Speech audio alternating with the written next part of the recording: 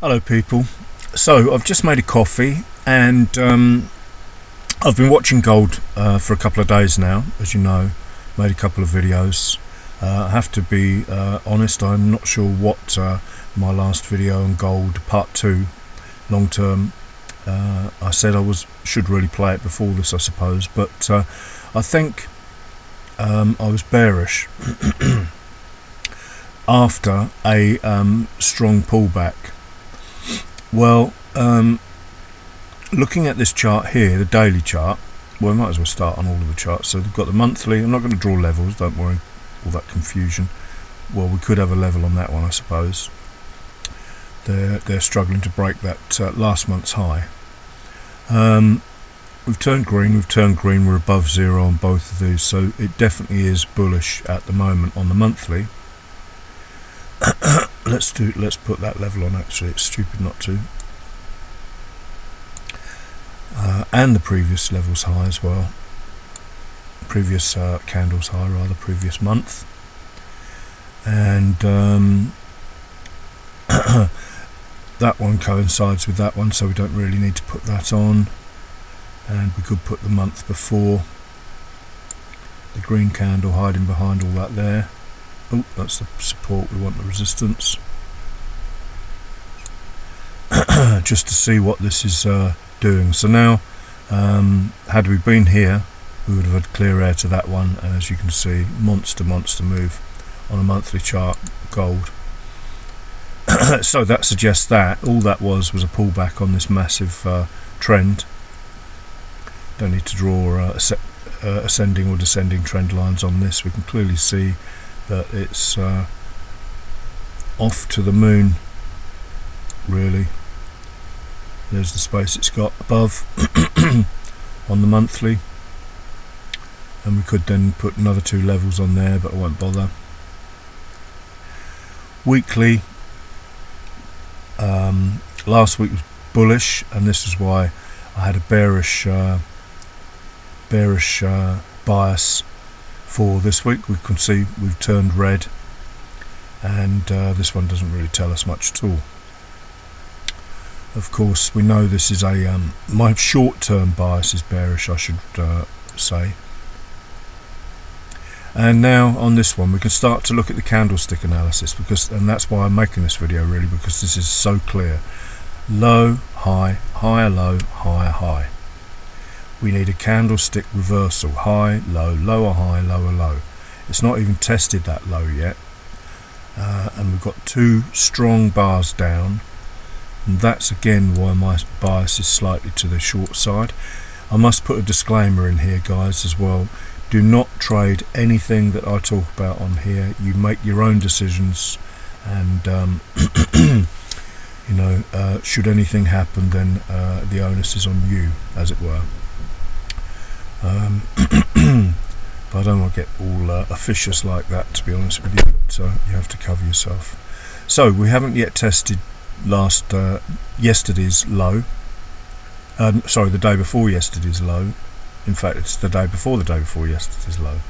So we could actually put a daily low on the day before yesterday's low there, because that is support for that candle there. It stopped it going down, it supported the up move, and you'll see that great big wick there, the internals of that, which is the fractal nature of the price action time frames, in a moment. But so let's put a vertical on that, just so that you can see the internals on this. And what else can we glean from this? Well, this hasn't been tested, this low. There's a micro pip difference in there, so technically speaking, if you think about it, there should be stops down below that daily low that potentially have to be taken out before it can continue up. That's bearish, very bearish signal there, as you can see. And you see what happened last time. It started to change down, it crashed.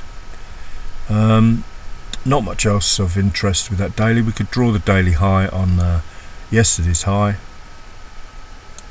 as a potential target point before crashing it. and then we can go to H4.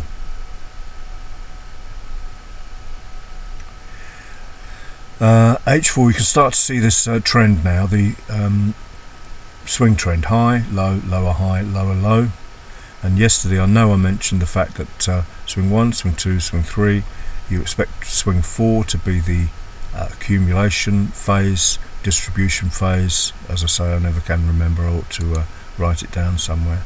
And to all intents and purposes, this could run up, maybe even test that high that I drew in there, that daily high, maybe take some stops out there for these short traders here, the people in the short trade, I mean. You've got to think like the big boys, guys, and then you know, this support is right down here.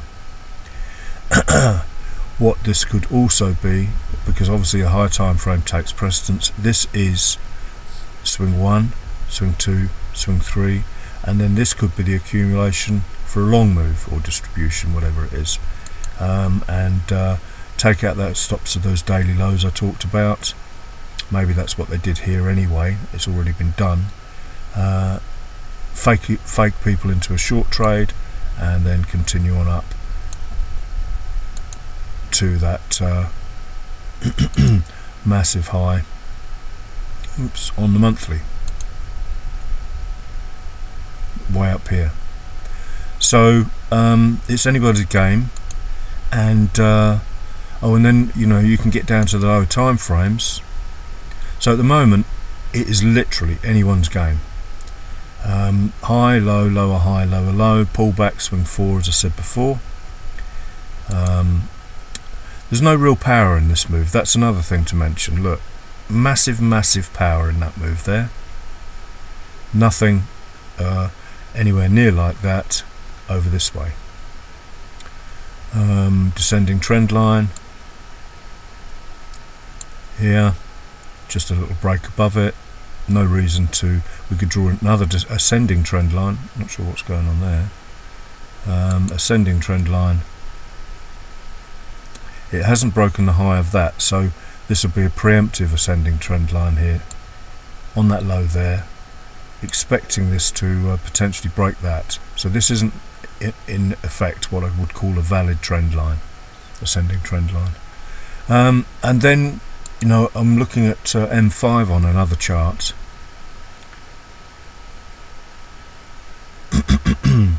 And the M5, this is M30, and notice also we've got all these other patterns in here as well. 2B reversals, Vic Sperandio would say the price is somewhere up here. The price broke this low here with this candle here, and once it breaks through that, sorry, that candle there, excuse me, once it breaks through that candle then becomes new, the trigger to go long, and as you can see, the minute it broke and closed through, price did continue on. So 2B reversals are everywhere, and they tend to be sort of the reason I dropped them was because they weren't solid enough, in other words. But you've got another one here, high, swing 1, swing 2, swing 3, draw your line there, the low of that candle. Once this candle is closed above, I always say closed above, I don't think Vic did, he said just break it, and you can see the price is going up now. What else can we see from that? Not an awful lot. We've got a uptrend here now. You remember in one of the previous videos I said you know, you can't go up until this is green and the price is above some sort of resistance, and we've clearly got a resistance level here. Ding ding ding, those 3 candles, and what happens when it breaks through? The price goes up. Sperandio's 2B is here, the low there, the bar that pokes through the low, you trade long when the high. I think I might be repeating myself on this one, and up it goes. And then crucially, the 5 minute I'm looking at, or short term should I say, you know, scalping, there's massive moves here, 50 pips between these two, in fact there's more, there's 500 pips between these two blue levels here. There's your 2B much clearer if you look up that price pattern. There's the break, the bar that breaks the low of the swing 1 low, and that should be the trigger to go long. As you can see, it did have a bit of drawdown because the price poked back. Now we've got also the two, the 96 MA is green, suggesting longs. We could take that off. I don't use this. I know I keep saying it, but I'm not going to change the template. We've broken a descending trend line on this one. And what else? Oh yeah, another pattern here. Cup and handle. That's your cup, and here's your handle. You've also got a 1, 2, 3 higher low here. Swing 1, 2, and the break of that would be Vix Barandio's continuation.